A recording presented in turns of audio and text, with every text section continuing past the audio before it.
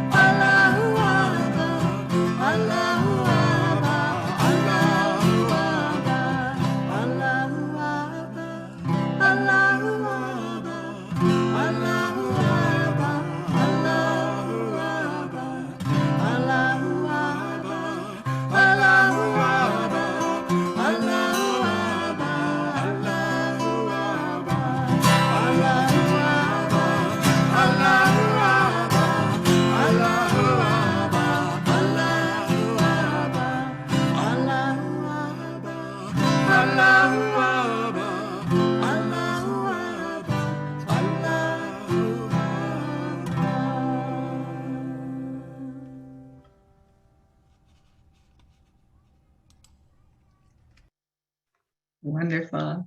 Thank you. Now, if you'll join me in our joint affirmation. We come together in peace. We sing together in joy and with love. We worship together in one house, a house with names beyond number. Our paths are many, our beliefs are as leaves, and the tree that we cleave to is nourished by the light of compassion, justice, and mutual respect. May our lives, our beliefs, and our actions help to bring about the world of love we all seek, and let it begin here.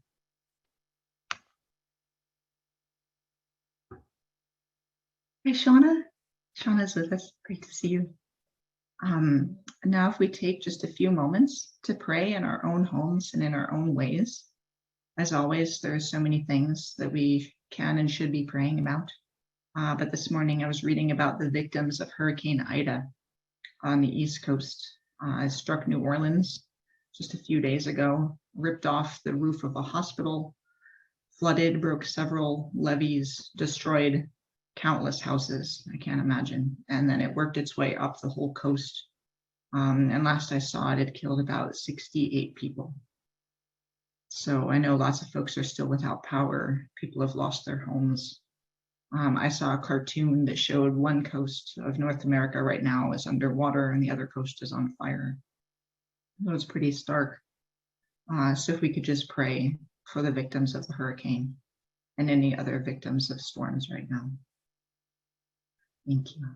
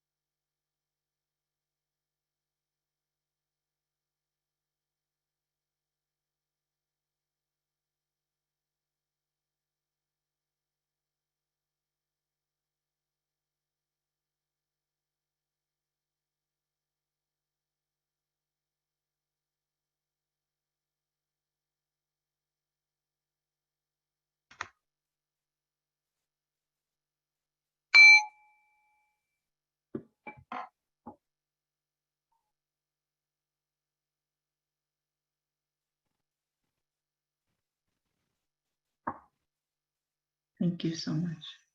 And when you're ready, let us sing.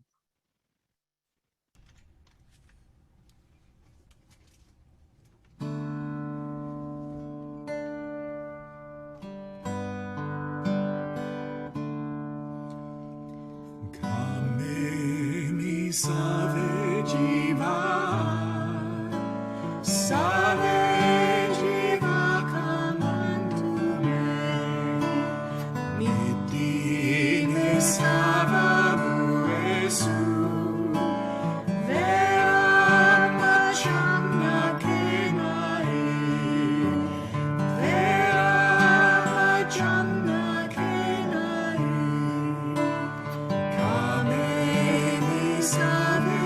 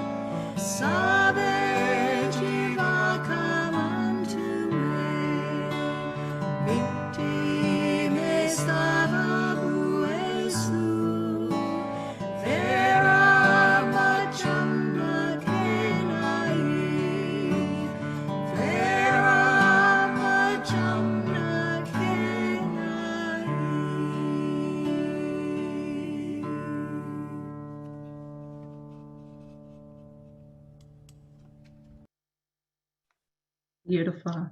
Thank you so much. Thank you. So I usually say now is when I would pass around a basket. In lieu of that, I'll put our donation page in the chat. So many of you are so generous already and donate to keep us going.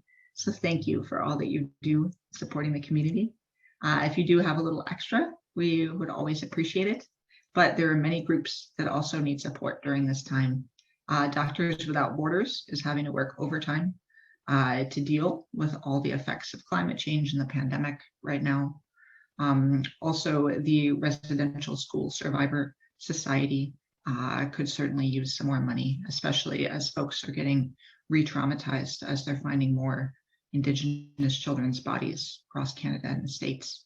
So any donations to them would be most welcome. Are there any other groups or causes that could use some support at this time?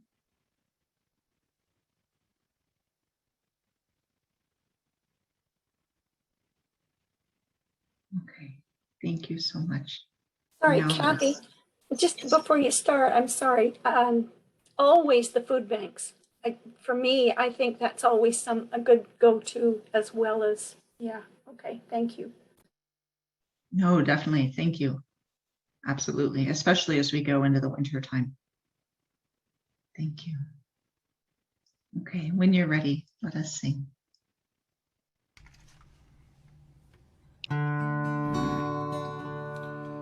From you I receive, to you I give. Together we share, and from this we live. From you I receive, to you I give.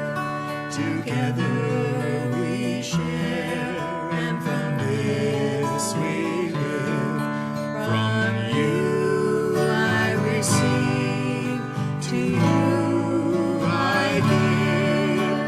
Together we share, and from this we live.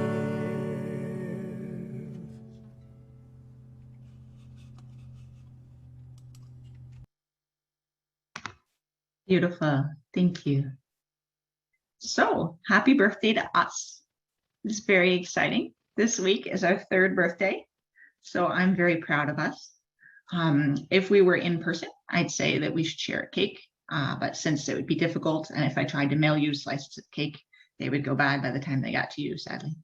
So in lieu of that, I hope you'll be able to have a treat later today in celebration of our wonderful community. We're 3 now, which means we're probably getting a little defiant, which is to be expected. So it's okay if we want to lean into that a bit, David and other folks. That's all good. That's part of being 3. As Samir and I have learned the hard way. So yesterday, I had the joy of crunching the numbers, and I was delighted with what I found about what we've done in the last 3 years. So over the last couple of years, we've had 73 services, which have covered 63 different spiritual holidays or different topics. The reason that's not the same as 73 is sometimes we celebrate the same thing multiple times. Like it's probably a good idea to celebrate Christmas and Passover and Bodhi Day and some of these big things like that. But yes, so 63 different holidays and topics, and that has come from 52 speakers. So that has been amazing. Many of you have spoken before, and I will certainly call on you to speak again. So bless you and thank you for sharing your wisdom in this way. And our speakers have come from 16 different spiritual traditions, which is pretty cool. And lest you think there aren't even that many traditions, I looked them up and I can list them for you. So we've had folks from lots of different nations in Indigenous spirituality. We've had Hindu folks, for people from Buddhism, Taoism, Shintoism, Judaism, Zoroastrianism, Christianity, Islam, Sikhism, the Baha'i faith, humanism, Wicca, neo-paganism, which I now know is different from Wicca, which I did not know before, New Age, and folks who are explicitly interfaith. So that's pretty good. Well done. I think we've almost got everybody on those little symbols back there. So that's pretty good. I have to look. I'll see who else we're missing, but it's not too bad. And happily, of these, 54 of our services have been recorded and they're on YouTube now, where anyone can watch them and learn about these different traditions. And not very many, but some people actually do. And it's very fun. Sometimes I get emails from folks who found our YouTube videos and who've said that it's been really wonderful learning about some practices or perspectives or traditions that they didn't know about before from watching our videos. So we're kind of this interesting blend of an educational thing and a spiritual community. But I love that we can be both of those things as best we can. So I just love that that's available. Yeah, it's been wonderful seeing our impact, not just here every other week, but also as folks learn more from us. In addition to our services, we've been able to offer 6 compassionate listening trainings, and I've had 2 communities reach out recently about more trainings. Thanks to Harold Rosen, we did an 11-month-long World Scripture Study Series, which was fantastic. We learned so much. We had a 6-month-long guided meditation group. We've done 3 community Passover Seders with many folks who'd never been to a Seder before, and those were just fantastic. So thank you for your help with those, Stephen. They were just wonderful. We did 1 community mosque visit in the before times when you could still leave your house. So that was really fun. And I hope we can do more of those, visiting each other's places of worship once that's possible. And it's usually me, but not always. We've given 15 talks on interfaith in various places along the way. So, and probably our 16th one is going to be the one that Stephen mentioned that we'll give at the Parliament of World Religions. And that'll be his 3rd time there and my 2nd time. So that's pretty good. Trying to just share the good news of community as best we can. So I think that's pretty exciting. And it's good to take some time to celebrate each other and just to look at what we've done. I think it's a human thing and a cultural thing to always focus on what we haven't done and what's negative and all the things that stink in the world. But it was really nice going through and being like, wow, we've actually done a lot of things. This is actually really exciting. You know, we haven't fixed everything, unfortunately. But I'm very sorry. Sorry I've disappointed you in that way. But we're doing pretty well. So I'm happy about that. So going forward, I'd love to hear from you. So along the way, which messages or perspectives or things have you heard that have been helpful or surprising or challenging? And what would you like to hear that we haven't heard yet? Or what would you like to do that we haven't done yet? And in our own traditions, what would we like to talk about or have someone else talk about if we don't want to be the one to talk? So what would we like more of? And also, how can we better support each other? Because we're kind of all over the place, and especially with the pandemic being up and down, we've just stayed online this whole time. And I'm also proud that we seamlessly transitioned from being in person to immediately switching to being online. But it's been pretty good. So how can we better support each other when we're all over the place? So I'd love to hear from you, and I can take some notes as we go. Oh, Kathy, I'd love to say something. You know, I'm a Baha'i now, but I was a Unitarian Universalist minister for 25 years. And in the middle of the 90s, there was a concept called community ministry that a lot of people were talking about. And I remember thinking, there should be an interfaith community. Someone should deliberately try to create an interfaith congregation. You know, and I didn't do anything particularly myself with that, but I kept doing interfaith work. What you've done is to create an interfaith community. And I think people like Stephen and your husband, Samir, get credit too, and all the people that have stepped on board. It's utterly amazing. I almost fainted when I saw that list of statistics that you just read. You know, this one, the list that was, because there's so much love, sweat, and tears into all of these things. And all of them are difficult to do. You made it look fun and easy. It's utterly an amazing achievement. And for half of your lifespan to have been through the pandemic, that's another thing. You seem to have jumped right into Zoom in a very practical, easy way. Highly inclusive, Anyway, I'm just amazed at what you've achieved, and I'm glad I could help here and there with what you're doing. Thank you so much. You've been an amazing help, Harold. Thank you. And I'm recording this, so I'm gonna listen to it on days that I feel really depressed. So this is perfect. Thank you. I would like to add to that, just to say that as with any emerging community, it's not that every single moment has been easy either. You know, there have been some complicated moments. And Kathy, I want to say that you have dealt with those moments in a beautiful way. I mean, there were conversations that were open and very transparent and always kind and always generous. And some difficult things were moved through with absolute minimal injury. And that's a true accomplishment along the way. And so I'm glad this is being recorded, and I want you to remember that one in the moments that are hard, because you've done a wonderful job, and we all have been able to participate, I think, in ways that helped us to feel very much a part of what you were able to do. So thank you.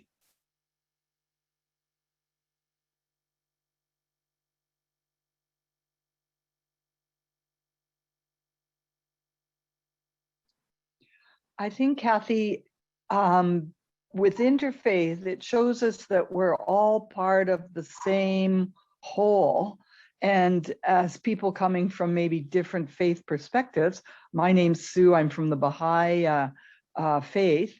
And perhaps as a group, we can look at, there are still problems in the world.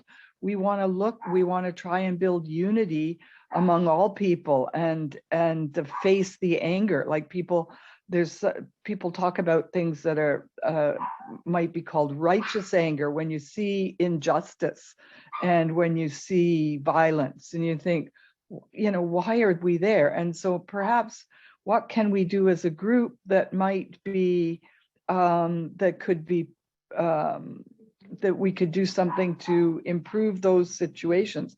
I think the fact that you went to Israel and had conversations between the Palestinians and the Jewish people, I think that's sort of an example of part of it. So again, looking to build unity among people who are different is maybe a goal.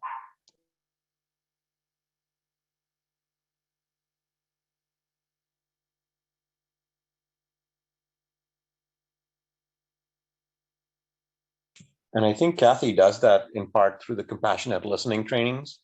One of the trainings she offered actually, you know, touched upon a topic that we just discussed during the sharing of our hearts, where she facilitated a conversation between, you know, people who are pro-vaccine and anti-vaccine or vaccine hesitant, and you know, and it was an open conversation where, you know, both sides learn from each other. And even though we're very much on the pro-vaccine side, you know, it was, and I wasn't actually present at the hearing, but, you know, Kathy said she learned a lot from hearing the reasons that, you know, some of the people were choosing to not vaccinate.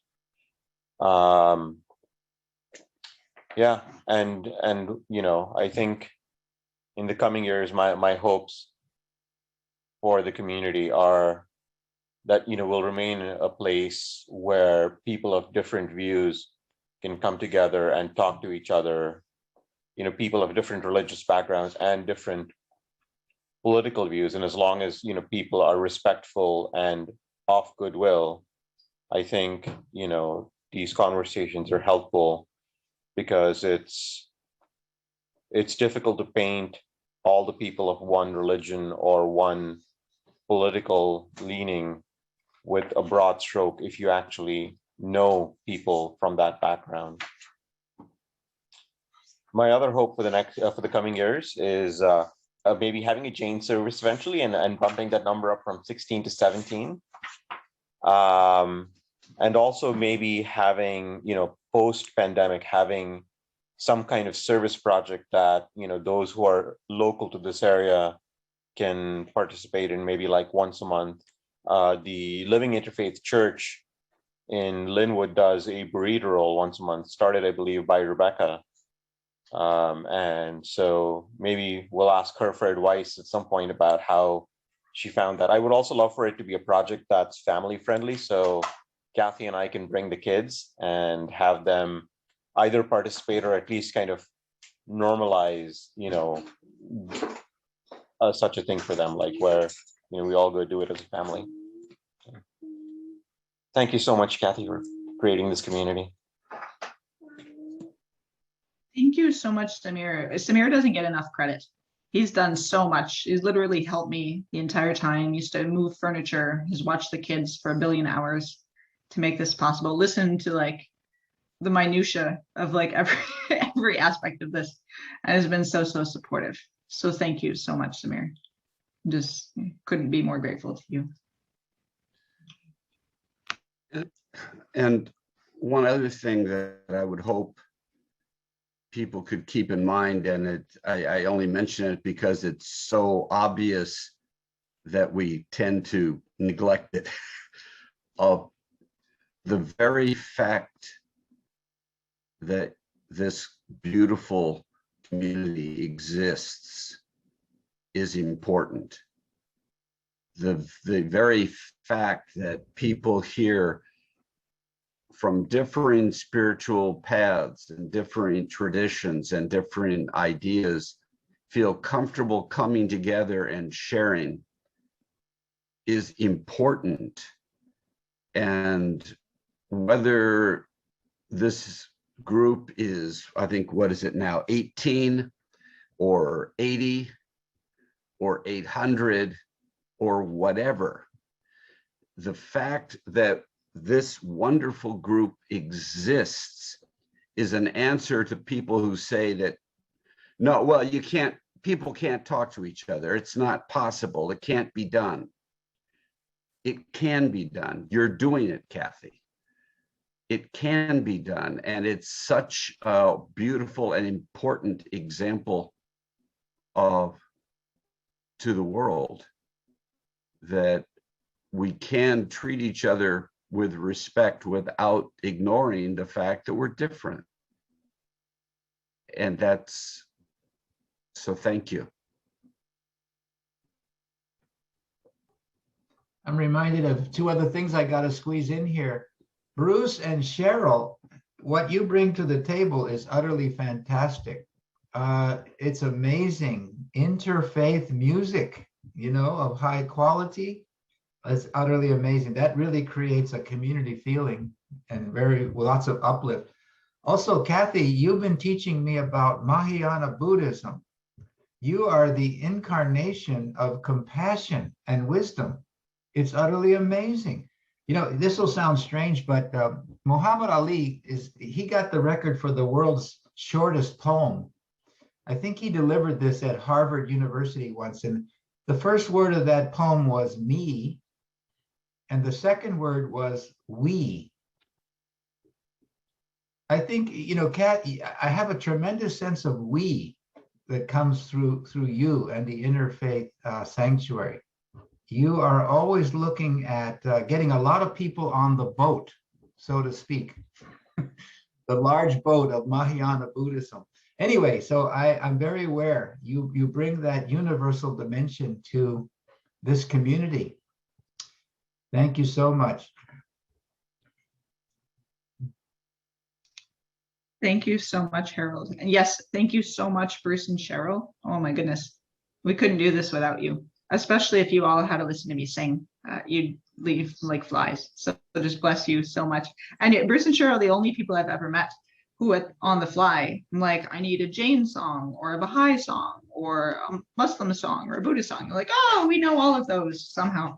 So God bless them. They make it talk about making it look effortless. They're so wonderful.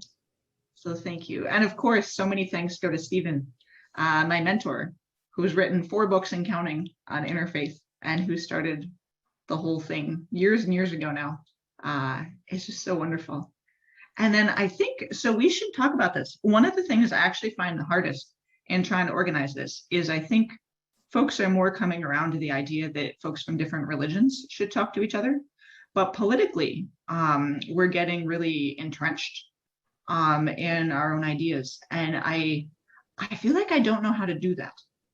In my own life, I have friends across the political spectrum, and in my own life, I'm able to talk to them and have it not go badly. But when it comes to the community, I don't, one is we are a spiritual group, not a political group. But for lots of folks, the way that they live into their tradition is in very politically active ways. And I totally respect that and am somewhat like that too. But I find it difficult, the idea of platforming. I don't know. So I'm very happy to listen to anti-vax folks or vaccine hesitant folks in my own life and chat with them and connect with them. But I know, and people with other kind of ideologies that are different than my own. But I know there's a lot of talk about, well, who do you make a platform for? And it's something I've had a lot of stress about this, where I don't have any problem, setting up services with speakers from any number of religions. But then depending on who I ask to speak and depending on what their views are on different issues, I'm worried that then we'd be associated with those views. And then there'd sort of be this well, you're promoting certain belief systems. So then you're not as inclusive as you say you are. So I find the inclusive thing much harder when it comes to political stuff. And I honestly don't know how to do it. And I think that I just get scared and run away. So if anyone has any feedback on this, I'd love to hear it. I actually think this is one of the most critical issues. And I know Kathy and I have talked about this. There is a place where people don't share the inclusive value and that they don't share some of the foundational values that are core to the understanding of what makes this little community and our hope, our vision for a different world possible. And I think that's the rub, and being able lovingly to name these things as being central and core,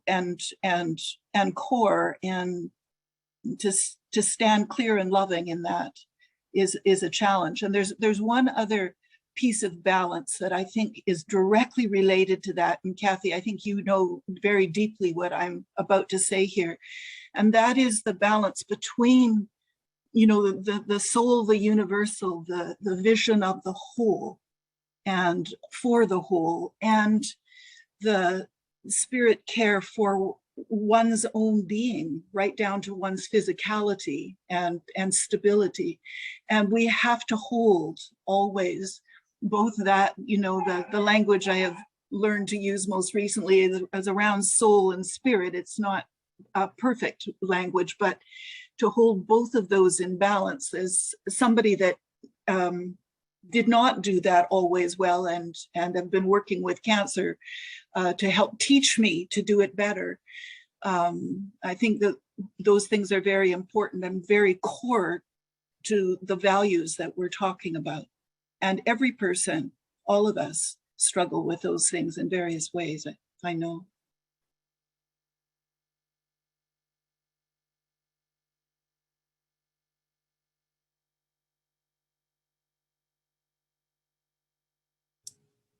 I think it comes down to different is okay.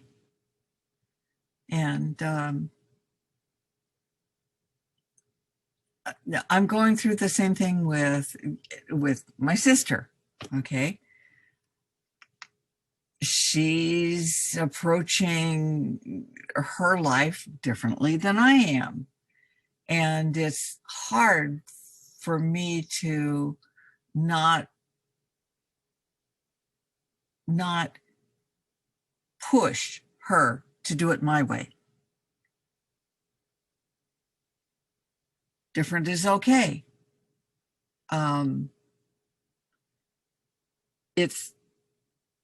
She can choose to do what and I guess it's about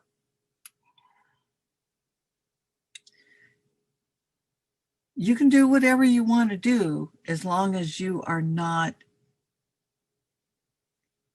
as long as what you do does not step on or hurt somebody else. So it's like, I mean, that's just a basic belief of every single religion I've ever looked at.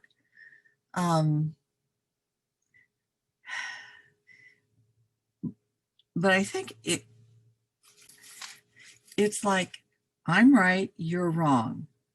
Us, them, you know, me, and, you know, it's like this division.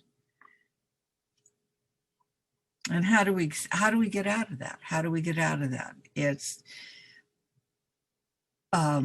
politically, I see it, and it just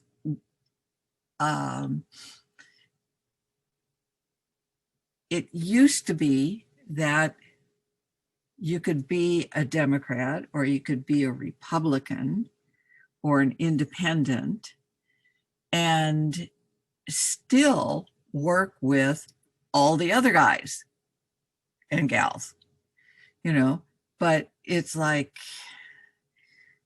now being a Republican means that you cannot work with the Democrats, and being a Democrat means that you cannot work with the Republicans.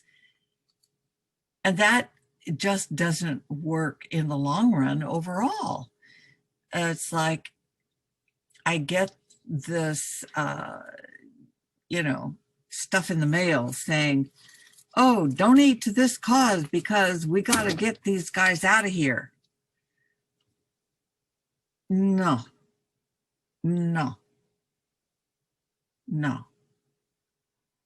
I don't know. I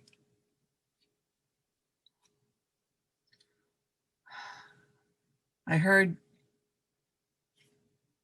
years ago, maybe not years ago, but there was this guy who was in the US Congress, and he was there for years, and he finally retired. And he said that when he first got there, people from all different, you know, Democrats, Republicans, independents, whatever, their offices were all mixed up. And so if you're walking down the hallway of the offices, you're running into people from these other groups, okay? He said by the time he left, that had changed.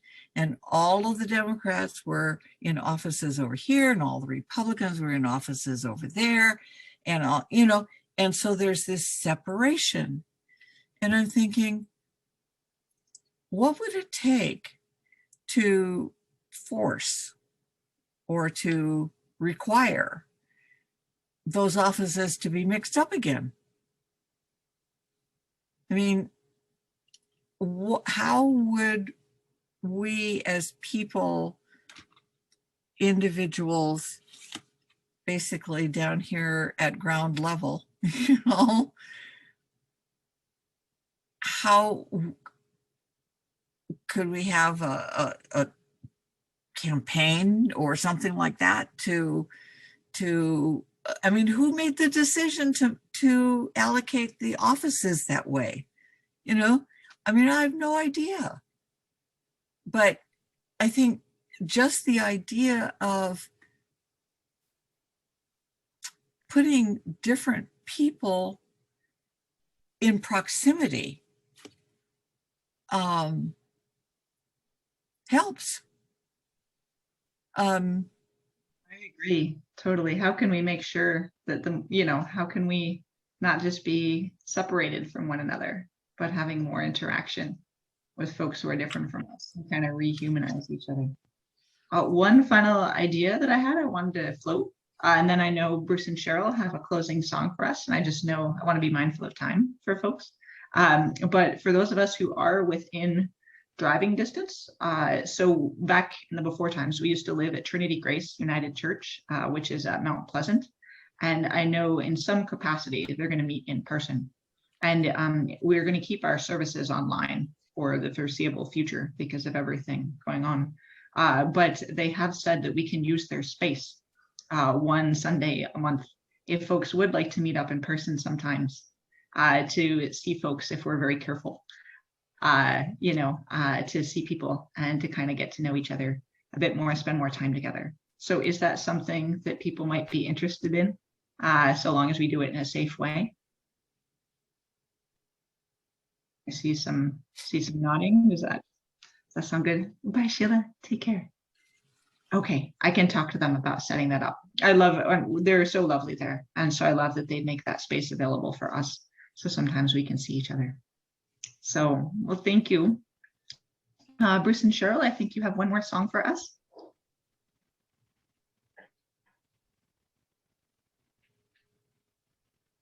Thanks so much.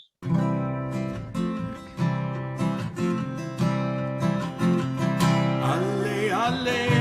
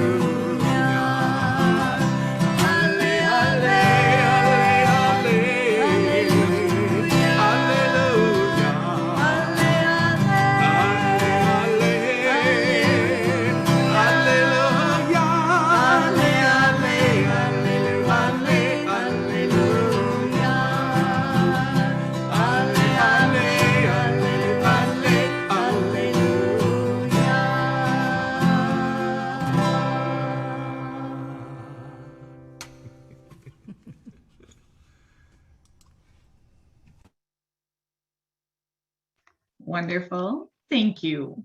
How wonderful. Thank you all, friends, so much for being here today. Happy birthday to us.